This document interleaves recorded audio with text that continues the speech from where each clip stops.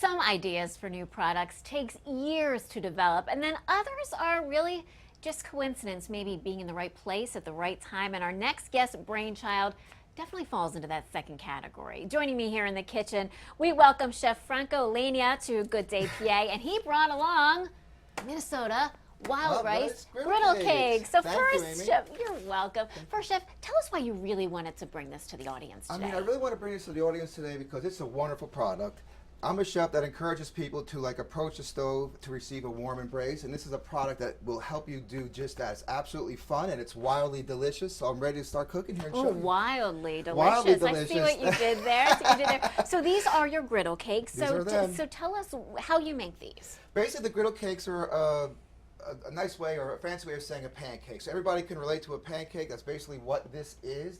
Inside here, there's two packets. There's a wild rice packet and then a flour packet. You would boil the wild rice for about 5 to 7 minutes. It's really fast. The nutrients, the content in the wild rice is very high. It's high in iron, protein, fiber, and antioxidants, like it says on the box. Once the wild rice is cooked, you set it aside. You make a batter, like a pancake batter, which is really simple. Everybody's made a pancake batter. You can do this. Everybody can do this.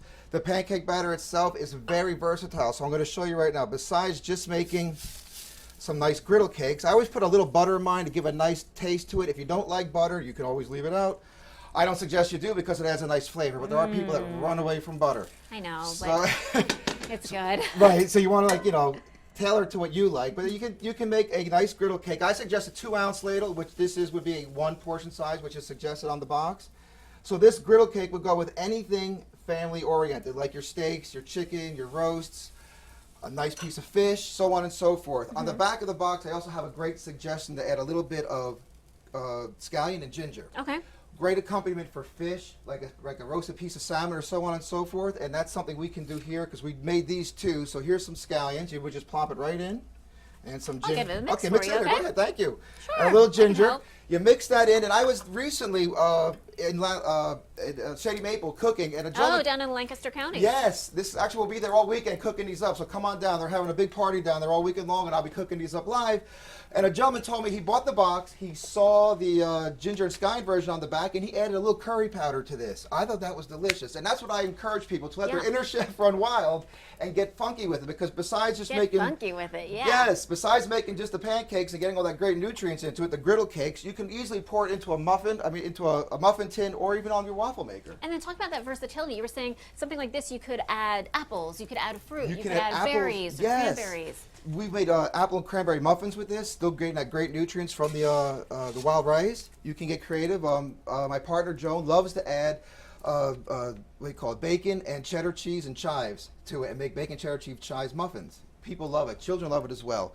But the actual griddle cake itself is pretty versatile. You can get creative in ways in which, your family likes to eat. So if you like to back off on the ginger and scallion, you don't have to. You can just make so on and so forth. Perfect. Very quickly, and I mean very quickly. Go ahead. Can you tell us just how you came up with this idea? Because you were on a trip. Right? I was on a trip to Minnesota. I was working for a big food company in Omaha, and they sent me up to Minnesota to do a culinary demo at the Swans Culinary Center in Marshall, Minnesota.